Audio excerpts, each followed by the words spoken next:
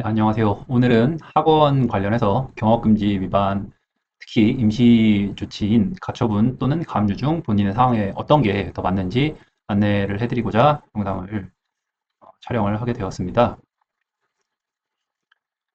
먼저 이 영업금지 가처분에 관련해서 이야기를 나누기 전에 이 경업금지 조항이 이제 어떤 내용인지에 대해서 간단하게 살펴볼 필요가 있습니다. 왜냐하면 결국 본안소송에서 이야기를 하는 이 경업금지 조항의 인용 가능성은 이 가처분 또는 가압류에서 피보전 채권이 존재하는지를 판단하는 기준과 크게 다르지 않기 때문입니다.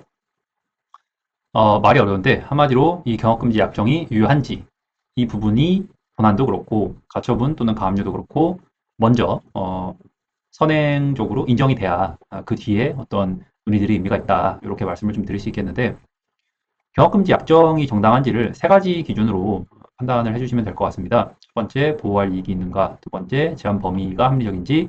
세 번째, 강사가 대가를 받았는지. 보호할 이익이 있는지. 예를 들어 학원에서 어떤 특별한 학생을 위한 커리큘럼을 가지고 있다든지 아니면 강사를 위한 커리큘럼을 가지고 있다든지 아니면 굉장히 체계화되어서 잘 정리된 이 학생들에 대한 데이터베이스를 가지고 있다든지 이러한 내용들이 이 병역금지 약정이 유효하다라고 법원에서 판단을 할 수 있을 만한 근거를 마련을 해줍니다. 그래서 이러한 학원 측의 상대방 강사에 대해서 명백하게 병역금지 약정을 걸어야 할 경제적, 법률적 이익이 있다라고 만약에 판단이 되면은 그 제한 범위가 합리적인지를 봐야 하는데요. 이게 이제 경업금지 관련해서 많이 보시는 예를 들어 1년 동안 2kg 또는 3kg, 뭐 2년 동안 5kg 이제 이런 그 기간과 범위, 예, 거리적 어떤 제한, 이러한 그 내용들이 얼마큼 합리적인지 이것들에 대해서 법원이 판단을 한다고 볼 수 있겠습니다. 강사가 그리고 이 경업금지 약정에 대해서 대가를 받는지 역시 굉장히 중요합니다. 왜냐하면은 계약이라는 거는 결국은 양자 간의 의사가 합치를 해야 성립을 하는 것인데 양자 간의 다른 의사가 하나로 합치가 된다는 것은 서로 어떤 공통의 이러한 내용을 통해서 이득을 얻을 수 있는 이해관계가 있어야 된다라는 이야기입니다. 그래서 강사가 이 경업금지 약정에 대한 정당한 대가를 지불을 받았는지 이제 이런 내용도 같이 고려가 됩니다. 두 번째로는 이 본안 소송과는 조금 다르게 이 가처분 또는 가압류와 같은 임시 처분에서 가치 판단이 이루어지는 내용이 지금 당장 이러한 처분을 해야 할 어떤 필요성이 존재를 하는지 긴급한 필요성, 긴급성, 필요성 이런 부분들이 입증이 되어야만 임시 처분이 가능한데 예를 들어서 결국은 만약에 최종적으로 어떤 금전적으로 나중에 모두 보상을 받을 수 있는 내용이라고 하면은 또는 뭐 본안에서 주장을 하는 이 경업금지 약정 자체가 좀 너무 과하다라고 하면은 그러면은 이러한 그 긴급성 또는 떤 필요성 같은 내용이 인정이 되지 않을 수 있다는 것입니다.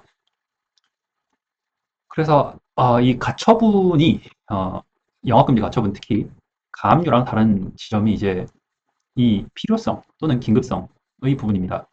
예를 들어 돈 문제로 해결을 할 수 있는 거라고 하면은 과연 상대방에게 아예 일을 못하게끔 할 필요가 있느냐라는 이 어떤 긴급성 그리고 이 경업금지 약정이 근본적으로 유효하냐 이런 어떤 필요성 이러한 부분들이 영업금지 가처분의 경우 꽤나 까다롭게 입증이 요구가 되는 편입니다. 왜냐하면은 우리 이제 헌법에는 당연히 그 직업 선택의 자유가 보장이 되어 있고 그러면 실질적으로 이 영업금지 가처분 즉 학원 강사에게 강의를 하지 못하게 하는 이 가처분은 실질적으로 본안 판결을 받아서 이겨서 승소를 했을 때 얻는 정도의 효과의 또 아주 강력한 강제 집행을 하는 효과가 있다라고 이야기를 할 수 있습니다. 그래서 이 영업금지 가처분은 정말 명백하게 누가 봐도 이거는 굉장히 부조리한 행동이다라고 인정이 되지 않는 한 아주 자주 인용이 되는 거는 아닙니다. 요건. 그래서 보통 영업금지 관련해서 상담 뭐 다른 많이 듣고 오셨을 때 영업금지 가처분 하면 된다고 들었습니다. 라고 말씀을 하시는데 저는 여기에 한 가지 덜을 같이 좀 검토를 해드리는 게 그것도 방법이지만 상황에 따라서 처음부터 인용이 안 돼버릴 수가 있기 때문에 가압류도 함께 고려를 해보셔라 라고 해서 가압류가 가능한지 상황을 같이 고려를 해드립니다. 가압류가 더 나은 상황들이 있습니다. 제가 저기 이제 기재를 한 거는 이 경업금지 약정이 일단 유무효가 아주 명백하지 않은 경우들이 있습니다. 예를 들어 범위가 너무 넓다라든지 이 경업금지 약정이 제한하는 범위가 또는 상대방에게 정당한 대가가 지급이 되었는지가 좀 불분명한 경우 영업금지 가처분으로 처음에 가처분 신청을 했을 때 받아들여질 가능성이 낮습니다. 그렇기 때문에 이런 경우는 가압류로 한번 진행을 하시는 것도 고려를 해보셔라 라고 말씀을 드리는 편이고, 또한 이 가압류라는 거는 상대방이 뭐 통장이나 부동산 같은 본인의 재산을 맘대로 사용을 하지 못하게 이렇게 보전을 시키는 처분인데, 결국은 내가 나중에 이 문제를 돈으로 해결을 할 수 있다. 내 받는 피해가 지금 당장 학원을 뭐 어떤 업장을 운영을 정지시킬 정도의 어떤 피해가 발생을 하는 건 아니라고 하면은 돈 문제로 결국은 치환을 해서 나중에 보상을 받으면 되는 문제라고 하면은, 내가 얼만큼의 손해가 났다라는 게 분명하게 계산이 쉽게 가능하다라고 하면은 가처분보다 가압류가 날 수 있습니다. 그리고